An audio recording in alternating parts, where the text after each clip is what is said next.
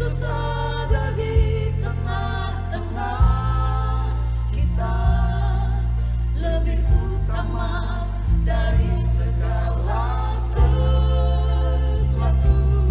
Kerjasama bagi kemuliaan Tuhan. Ketika Yesus melihat iman mereka, berkatalah ia kepada orang lumpuh itu, "Hai anakku, dosamu sudah diampuni." Markus 2 ayat 5. Sahabat Iktus yang dikasihi Tuhan, oh betapa indahnya bila saudara seiman hidup dalam persatuan. Kesanalah Tuhan memerintahkan berkat. Persatuan yang ditandai dengan adanya kerjasama untuk mencapai tujuan Tuhan adalah berkenan kepadanya. Kerjasama membuahkan mujizat yang dapat membuka mata dunia untuk melihat kemuliaan Tuhan. Orang percaya tidak boleh bekerja sendiri-sendiri, melainkan bergandengan tangan demi penuntasan amanat agung Kristus. Yesus melihat iman mereka, menunjukkan kekuatan kerjasama yang menarik hatinya, yaitu adanya sebuah persekutuan yang berjuang untuk mempersembahkan satu jiwa agar mengalami kesembuhan jasmani tetapi juga pemulihan rohani. Markus 2 ayat 1-12 mencatat perjuangan tim yang solid demi sesuatu yang bernilai kekal dan membawa kemuliaan bagi Tuhan. Beberapa hal ini memberi pelajaran berharga bagi kita. 1. Dasar kerjasama mereka untuk membawa jiwa kepada Tuhan. 2 hal yang mendasari tindakan mereka.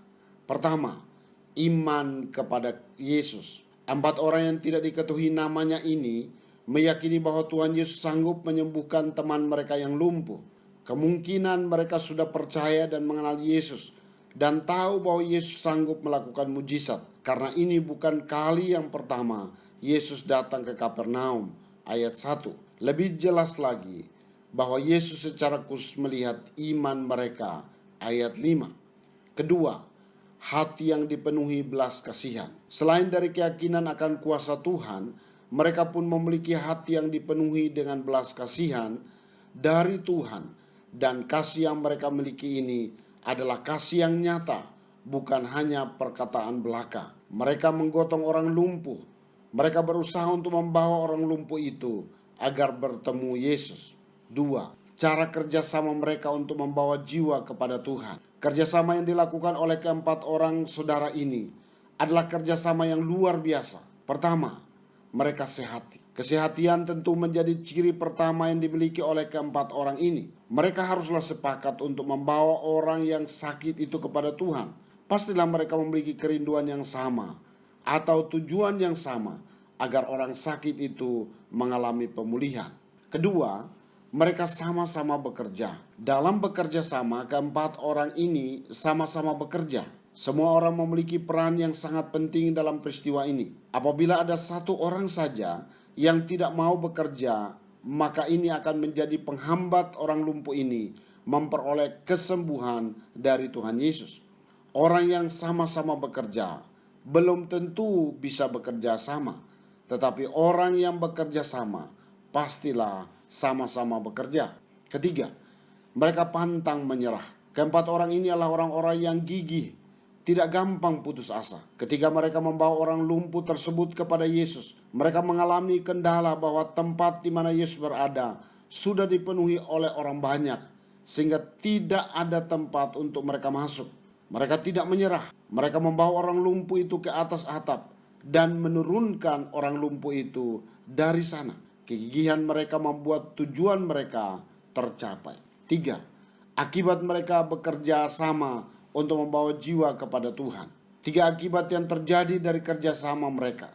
Pertama, orang lumpuh disembuhkan. Apa yang dirindukan oleh keempat orang ini terjadi. Teman atau kerabat mereka yang lumpuh menjadi sembuh. Ia dapat bangun, mengangkat tempat tidurnya, dan pulang ke rumahnya, menunjukkan kesembuhan total hingga memiliki kekuatan baru. Inilah mujizat kesembuhan fisik yang Yesus lakukan bagi mereka yang percaya. Kedua, orang lumpuh itu memperoleh pengampunan dosa. Walaupun menjadi pertanyaan yang tajam dari para ahli Taurat, kemahakuasaan Tuhan Yesus sebagai anak Allah dinyatakan, yaitu dapat mengampuni dosa. Masalah terbesar dalam hidup bukanlah sakit penyakit, tetapi dosa dan Tuhan Yesus sanggup menyelesaikannya. Ketiga, orang banyak memuliakan nama Tuhan. Melihat peristiwa ini, semua orang yang ada di sana menjadi takjub dan mereka semua memuliakan Allah dan berkata, yang seperti ini belum pernah kita lihat. Sahabat Iktus, menjalin kerjasama hendaknya menjadi ciri khas kita sebagai orang yang telah menerima anugerah keselamatan.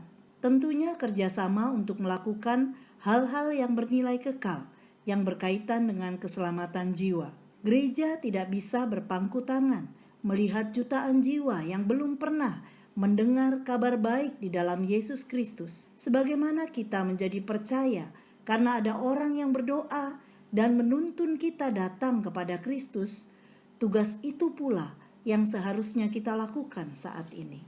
Saya tidak boleh menyerah untuk mempersembahkan jiwa kepada Tuhan, meski saya menyadari hal ini tidak mudah. Saya akan menghadapi banyak tantangan, kekerasan hati manusia, perkataan orang yang melemahkan, dan bahkan saya harus tetap berkomitmen mencapai tujuan itu, meski harus membayar harga dengan memanjat tembok dan membuka atapnya. Saya tidak bisa mengerjakan ini sendirian. Bukan lagi saya, tetapi kita yang mengerjakannya bagi kemuliaan Tuhan. Sahabat Iktus yang dikasihi Tuhan, apakah iman saya terwujud dalam belas kasihan saya terhadap jiwa yang membutuhkan Yesus? Bagaimana cara saya membangun kerjasama dengan orang percaya lain untuk membawa satu jiwa kepada Tuhan? Apa yang dapat saya saksikan ketika saya bekerja sama dengan orang percaya lain dan membawa jiwa kepada Tuhan? Tuhan Yesus bersama para sahabat rohani saya bersedia untuk memikirkan dan mengusahakan secara maksimal hal-hal yang bernilai kekal dan membawa kemuliaan-Mu. Beri kepada saya hati yang penuh belas kasih ilahi, melihat jiwa yang lumpuh secara jasmani dan rohani. Beri saya kegigihan yang pantang menyerah meski melalui atap, demi membawa satu jiwa kepadamu. Saya memerlukan sahabat rohani yang sedia bekerja sama hingga mujizat-Mu terjadi dan banyak orang yang memuliakan-Mu, Yesus. Amin. Sediakah kita melewati atap demi keselamatan satu jiwa? Kristuslah